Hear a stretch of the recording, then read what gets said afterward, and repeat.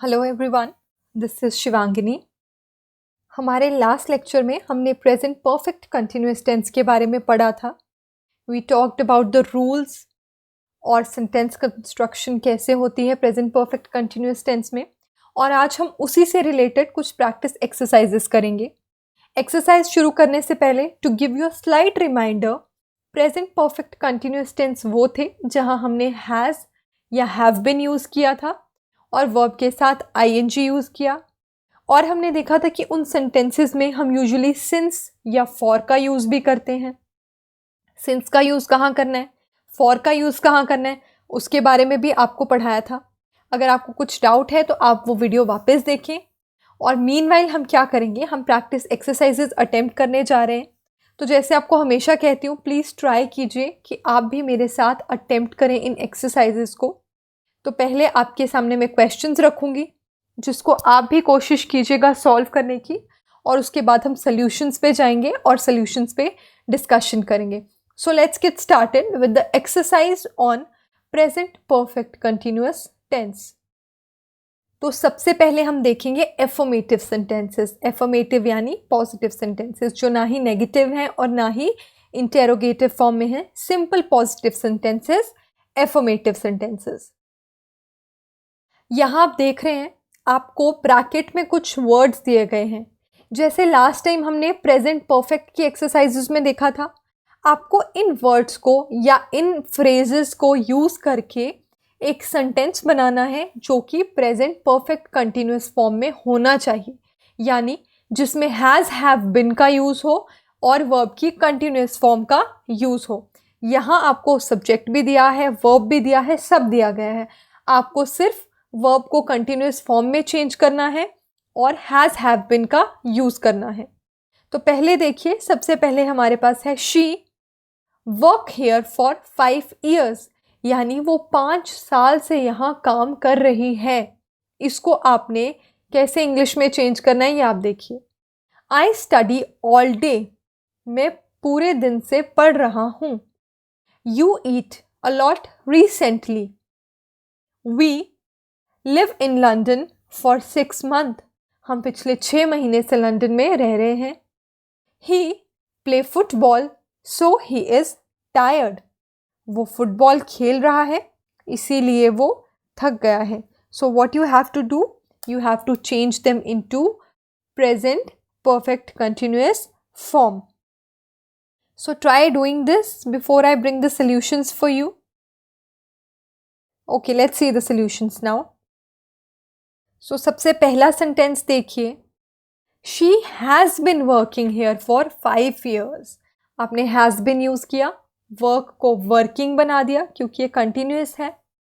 For 5 years, for आपको बताया था वहाँ यूज़ करेंगे where we refer to the period of time, मतलब टाइम स्पैन कितना है। I study all day, I have been studying all day. You eat a lot recently, you have been eating a lot recently. यहाँ recently क्यों use किया आपने, मैंने आपको recently और लेटली का डिफरेंस भी बताया था। रिसेंटली वहाँ यूज़ करेंगे जो रेपिटेटिव एक्टिविटी नहीं होगी, और लेटली वहाँ यूज़ करेंगे जहाँ आपकी एक्टिविटी रेपिटेटिव होगी।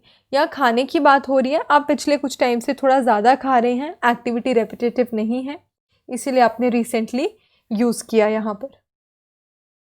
We live in London for 6 months. We have been living in London for 6 months. हम पिछले 6 महीने से लंदन में रह रहे हैं। आपकी एक्टिविटी पिछले 6 महीने से शुरू हुई और आप अभी भी वहाँ रह रहे हैं। आपकी एक्टिविटी प्रेजेंट में भी कंटिन्यू हो रही है, इसीलिए present perfect continuous. He play football so he is tired. मैंने कहा था ऐसी एक्टिविटी जो पास्ट में शुरू हुई और अभी अभी ख़त्म हो चुकी है, लेकिन उस एक्टिविटी का जो रिजल्ट है वो प्रेजेंट में दिख रहा है, द रिजल्ट इज इमिनेंट, वहाँ भी आप प्रेजेंट परफेक्ट कंटिन्यूअस यूज़ करते हैं। So he has been playing football so he is tired, वो फुटबॉल खेलने की वजह से टायर्ड है, उसका टायर्ड होना रिजल्ट है एक कंटिन्यूइंग एक्टिविटी का। Therefore this is correct present perfect continuous form. आगे देखिए एग्जाम्पल्स में हमारे पास क्या है। They learn English for 2 years. I cook so I am really tired. She go to the cinema every weekend for years. It rain, the pavement is wet. You sleep for 12 hours. सारे components को ध्यान से देखिए कि since कहाँ use हो रहा है, फॉर कहाँ यूज़ हो रहा है, एक्टिविटी पास्ट में ख़त्म हो गई या कंटिन्यू हो रही है. अगर आपकी एक्टिविटी पास्ट में ख़त्म हो जाती है लेकिन रिजल्ट अभी उसका कंटिन्यू हो रहा है, then it is perfectly present perfect continuous form. और ज़्यादातर क्या होता है कि आपकी एक्टिविटी पास्ट में शुरू होती है और प्रेजेंट में कंटिन्यू होती है. सो let's have a look at the solutions. They learn English for 2 years.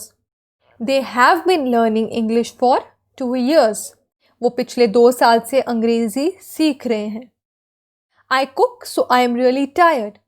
I have been cooking so I am really tired. मतलब मैं पिछले कुछ टाइम से कुकिंग कर रही हूँ जिसकी वजह से मैं अब थक गई हूँ. She go to the cinema every weekend for years. She has been going to the cinema for every weekend for years. It rained, the pavement is wet. It has been raining, the pavement is wet. यानी बारिश हो रही थी जिसकी वजह से pavement जो है वो गीली है. मतलब आपकी जो एक्टिविटी हो रही थी पास्ट में उसका रिजल्ट आपको प्रेजेंट में दिख रहा है. You sleep for 12 hours. You have been sleeping for 12 hours. ये थे आपके एफर्मेटिव सेंटेंसेस. अब नेक्स्ट एक्सरसाइज हम करेंगे नेगेटिव सेंटेंसेस से related.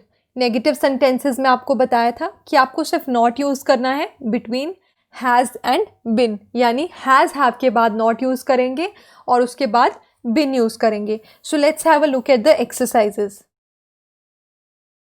I not work today. You not eat well recently. We not exercise enough. She not study. They not live here for very long. यहाँ कुछ ज़्यादा डिफरेंस नहीं है. जैसे आपने एफर्मेटिव सेंटेंसेस बनाए वैसे ही बनाएंगे. सिंपल एडिशन होगी नॉट की जिसको आप हैज़ या हैव के बाद में यूज़ करेंगे और बिन से पहले यूज़ करेंगे. So looking at the solutions. I not work today. I have not been working today. You not eat well recently. You have not been eating well recently. We not exercise enough. We have not been exercising enough. तो आपने देखा हर जगह हमने क्या किया है, have के साथ not यूज़ कर लिया है और जो हमारा सेंटेंस था that is changed into negative. Simple. She not study. She has not been studying. वो पढ़ाई नहीं कर रही है. They not live here for very long. They have not been living here for very long. वो बहुत समय से यहाँ पर नहीं रहते हैं. For क्यों यूज़ किया? क्योंकि ड्यूरेशन ऑफ टाइम है, काफ़ी लंबे समय की बात हो रही है इसलिए हमने for यूज़ किया, since यूज़ नहीं किया. So you have to be careful with every element. हर एलिमेंट जो आप अपने सेंटेंस में यूज़ करते हैं चाहे वो सेंटेंसेस लिखते समय हो या किसी से बात करते समय हो, यू शुड नो कि कहाँ कौन सा एलिमेंट यूज़ करना है. It not snow. He not play football for 5 years. We not drink enough water. That's why we feel tired. I not sleep. I was reading. They not watch TV much recently. So ये भी negative sentences हैं. You have to change them into negative form in present perfect continuous. So look at this. It not snow. It has not been snowing. It के साथ has use होता है इसलिए has use किया. Negative था not use किया. Present perfect continuous है इसलिए बिन यूज़ किया और वर्ब के साथ ING snowing. He not play football for 5 years. He has not been playing football for 5 years. वो पिछले 5 साल से फुटबॉल नहीं खेल रहा है. We not drink enough water. That's why we feel tired.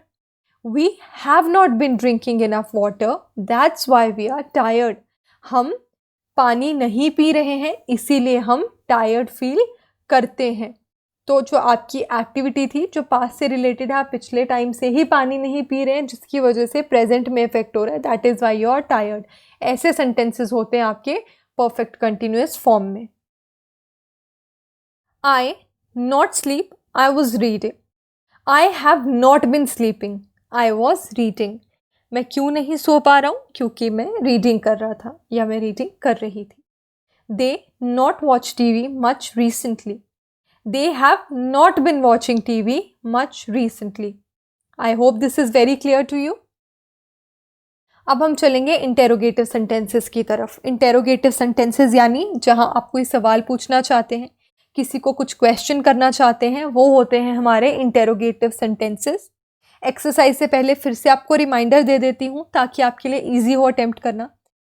Interrogative में हम क्या करते हैं, हेल्पिंग वर्ब को सब्जेक्ट से पहले ले आते हैं, यानी हैज़ हैव पहले आएगा और सब्जेक्ट बाद में रहेगा। बाकी सब चीज़ों की जो प्लेसमेंट है कि आपने बिन कहाँ यूज़ करना है, वर्ब कहाँ यूज़ करना है, वो चेंज नहीं होगी। बस जो आपका पहला हेल्पिंग वर्ब और सब्जेक्ट है वो इंटरचेंज होते हैं। So have a look. She run much recently, आपको इसको क्वेश्चन फॉर्म में चेंज करना है कि क्या वो कुछ टाइम पहले से रनिंग कर रही है। It rain, he work today, I talk a lot, we eat too much. सबके आगे क्वेश्चन मार्क है, इसीलिए आपको इनको इंटेरोगेटिव सेंटेंसेस में चेंज करना है इन प्रेजेंट परफेक्ट कंटिन्यूअस फॉर्म, जिसका मतलब आप हैज़ हैव बिन का यूज़ करेंगे। और ये इंटेरोगेटिव है इसलिए हैज़ हैव पहले यूज़ होगा और सब्जेक्ट उसके बाद में यूज़ होगा। So you can see she run much recently. Has she been running much recently? I told you helping verb subject से पहले यूज़ होगा, इसलिए पहले हैज़ बाद में शी। बिन रनिंग वैसे ही रहा जैसे एफर्मेटिव सेंटेंसेस में रहता था, much recently. It rain, has it been raining? He work today, has he been working today? यहाँ भी यही किया हमने पहले हेल्पिंग वर्ब हैज़ यूज़ किया, उसके बाद आपका subject he, been working today, वही सीक्वेंस रही जो नॉर्मल एफर्मेटिव सेंटेंसेस में रहती है। Next we have I talk a lot. Have I been talking a lot? We eat too much, have we been eating too much? क्या हम बहुत ज़्यादा खा रहे हैं?